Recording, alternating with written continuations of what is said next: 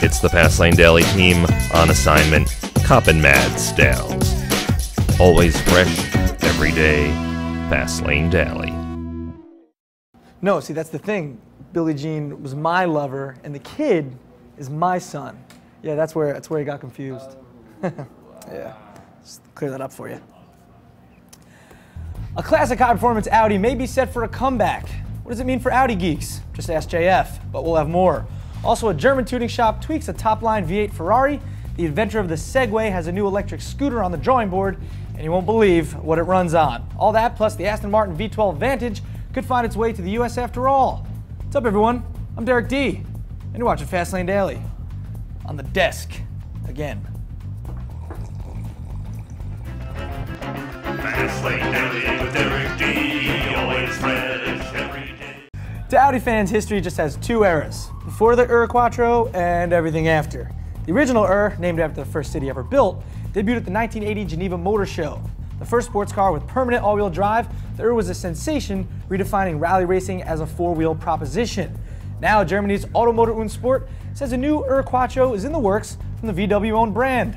The shortened A5-based coupe would be priced between the A5 and S5, making it a kind of BMW 135i competitor. Automotor und Sport says the new model will likely get one of a number of proposed power plants, including a 425 horsepower twin-turbo V6, 300 horsepower twin-turbo 2-liter 4, or the same 2.5-liter 5-cylinder from the TTRS. That five-banger would likely be the best choice among Audi geeks, who revere the original Quattro, considering the second-generation models in Line 5. No word yet from Audi, but the magazine says the new Quattro will arrive in mid-2010 in time for the original model's 30th anniversary. Right, JF? That's going to be perfect for you. Yeah. All right. Oh, thanks, Trish. Jerk. And the latest Ferrari Scuderia Spider 16M apparently isn't immune to the notorious meddling of German tuning shop NovitecRosso. The company says it's worked up a tuner version of the latest Scuderia, boosted with Novitec's race bi-compressor engine. That's a version of Ferrari's 4.3-liter V8, and it's supercharged by way of two belt-driven compressors. The result is just 4 horsepower shy of 7 hundo stacks. What? No hundo stacks? Okay, just shy of 700. That's 186 horsepower improvement over the base model.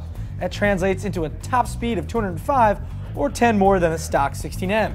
Novitec also offers a hydraulic lift system for the front axle that can raise it by 40 millimeters to hop over curbs, speed bumps, and the occasional roadkill.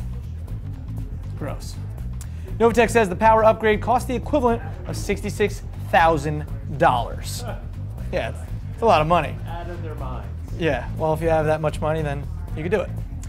And you know him for a little invention known as the Segway. But world-renowned inventor Dean Kamen is moving past mall cop transportation and onto alternative energy. Make that anything that burns.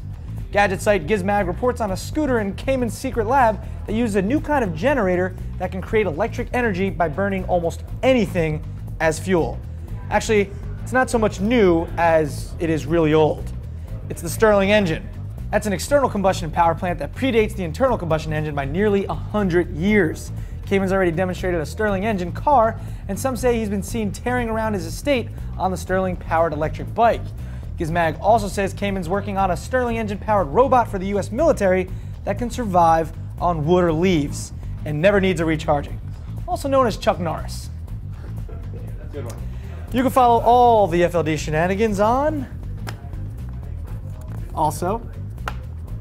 Okay, and don't forget.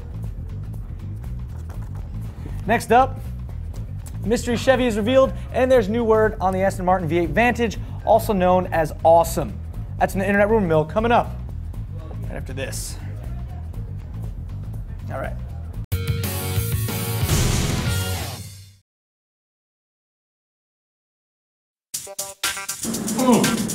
No, I think your glass is great. Why don't we just skip all the small talk, get back to my apartment? I'll see you tomorrow.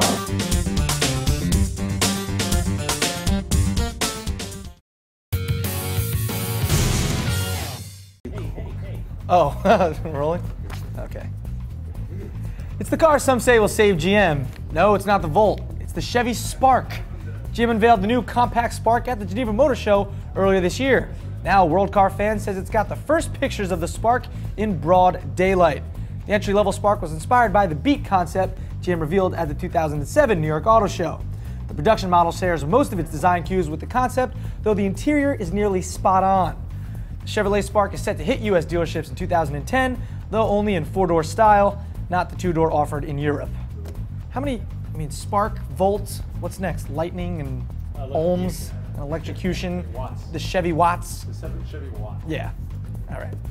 And Motor Trend has good news for U.S. fans of the Aston Martin V12 Vantage. We might get it after all. MT sources say the limited edition 510 horsepower V12 Vantage doesn't yet meet U.S. crash regulations. That's because the 5.9 liter V12 takes up room up front that would have been used for crumple zones. But Motor Trend says Aston officials have not yet ruled out bringing the V12 across the pond. As with anything else, strong demand could convince the bosses to refit the V12 Vantage to meet crash standards. And that could mean the Corvette ZR1 Fighter would arrive in U.S. dealerships, likely at a price topping 200 grand, worth of awesome. Well, that about does it for Fastlane Daily. I'm Derek D. You guys have a great Tuesday. Right from the desk. D, let me tell you about Dirty Diana. Oh, Jake, you are a smooth criminal, my friend. You're also a talker close to the other person's face. You could go. That's awesome, Jake.